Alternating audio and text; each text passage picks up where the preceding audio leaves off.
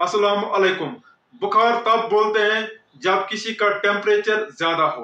Normal temperature इंसान का average रहता है 98.6 फ़ारेनहाइट, लेकिन अगर 98 से 100 तक होगा वो भी नॉर्मल रेंज में आता है। बुखार तब ही बोलते हैं जब टेम्परेचर 100 या 100 से ज्यादा हो। दूसरी एक स्केल आती है टेम्परेचर की, उसको बोलते हैं सेल्सियस स्केल। उसमें नॉर्मल टेम्परेचर एवरेज रहता है 37 डिग्री सेल्सियस। उसमें बुखार तब हम बोलते हैं जब टेम्परेचर 37.7 से ज्यादा हो, 37.7 डिग्री सेल्सियस से ज्यादा हो। बुखार नापने के लिए हमारे पास जो आला होते हैं उसको हम बोलते हैं थर्मामीटर। इसमें आमतौर पर जो लोग इस्तेमाल करते हैं वो है थर्मामीटर, ये डिजिटल वाला।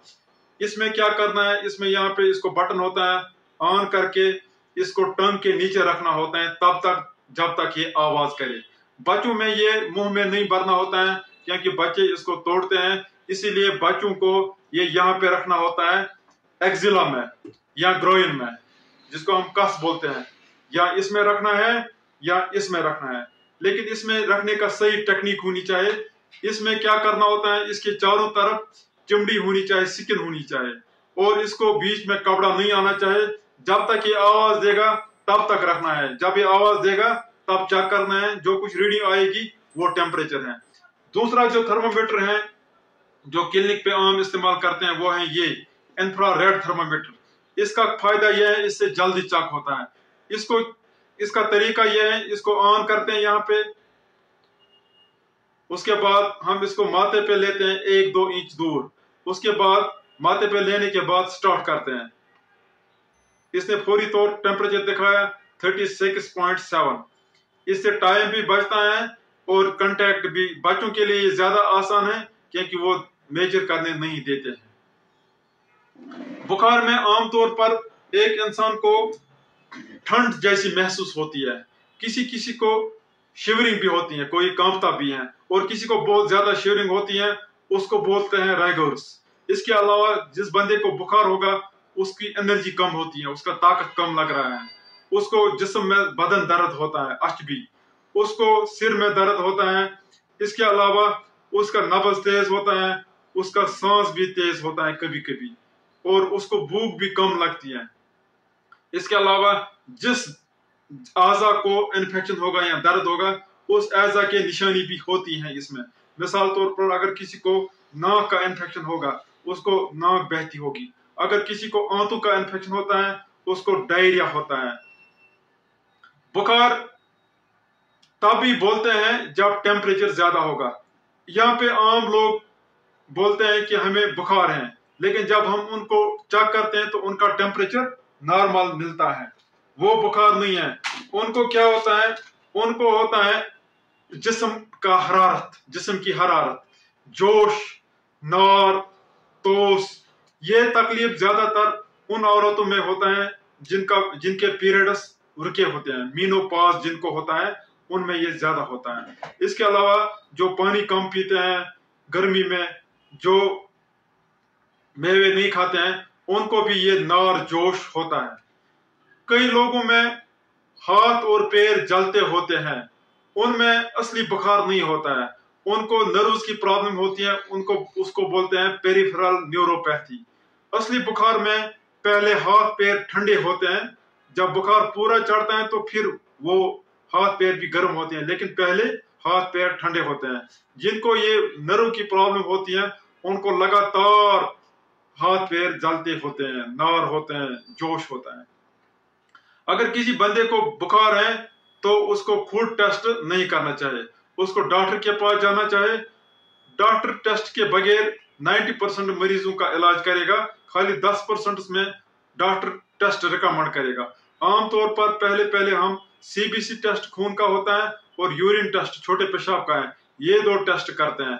बाद में किसी को ब्लड कल्चर और यूरिन कल्चर भी एडवाइज करते हैं।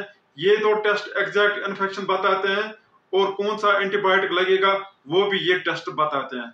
बुखार का वजह खाली इन्फेक्शन नहीं है, इन्फेक्शन के अलावा बुखार रिहार के दर्द से भी होता है, कैंसर से भी होता है बुखार, और कुछ दवाइयों से भी बुखार होता है। इन्फेक्शन का मतलब ये नहीं है कि इसको इन्फेक्शन का दवा देना है। ज्यादातर इन्फेक्शन वायरल होते हैं वायरल इन्फेक्शन में एंटीबायोटिक काम नहीं करते हैं। किसी वायरल इन्फेक्शन को हम एंटीवायरल देते हैं, लेकिन ज्यादातर वायरल इन्फेक्शन एंटीवायरल और एंटीबायोटिक के बगैर खुद ही ठीक होते हैं। बुखार वाले पेशेंट को खाना पीना सही से चाहिए, उसको डरना नहीं है। बुखार वाले पेशेंट को चाय, दूध, पानी ज्यादा पीना चाहिए, सब्जी मेवा भी खाना चाहिए और चावल भी जरूरी खाना चाहिए। बुखार वाले पेशेंट को थोड़ा बहुत रेस्ट करना चाहिए। बुखार के लिए सबसे अहम दवा पैरास्टामोल होता है। पैरास्टामोल छोटे बच्चों में ये पंप वाला होता है, ड्रॉपर से देते हैं। बड़े बच्चों में ये ढक्कन वाला होता है, उनको ढक्कन से माप के चम्मच से देते हैं। और जो बड़े जवान लोग होते हैं उनको टैबलेट देते हैं। पैरास्टामोल 4-4 घंटे के बाद देना चाहे।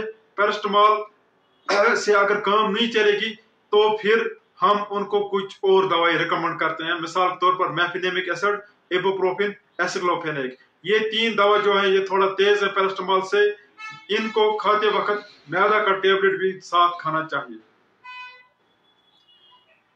इसके अलावा बुखार जब चढ़ा हुआ होता है, जब पूरा बुखार इंसान को चढ़ा हुआ होता है, जब टेम्परेचर हाई होगा, उस वक्त कपड़े कम करने हैं।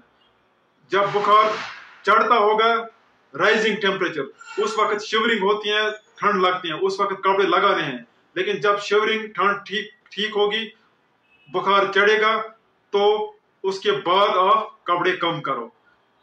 कपड़े कम करने के अलावा अगर बुखार 40 डिग्री से ज्यादा होगा तो पानी की दजी, कोल्ड स्पॉन्जिंग करनी है। पानी नीम गर्म होना चाहिए, फ्रिज का पानी नहीं होना चाहिए। पानी की दजी या पानी के टॉवेल यहाँ माथे पे रखने का कोई फायदा नहीं है। पानी के टॉवेल सारे जिस्म पे करके टॉवेल ऊपर उठानी है, टॉवेल वहां ही नहीं रखनी है। अगर कोई बंदा वाटर ऐसे स्प्रे करेगा वो ज्यादा अच्छा है, क्योंकि हमारा मकसद है जिस्म को गीला करना, ऊपर टॉवेल रखना नहीं है हमारा मकसद।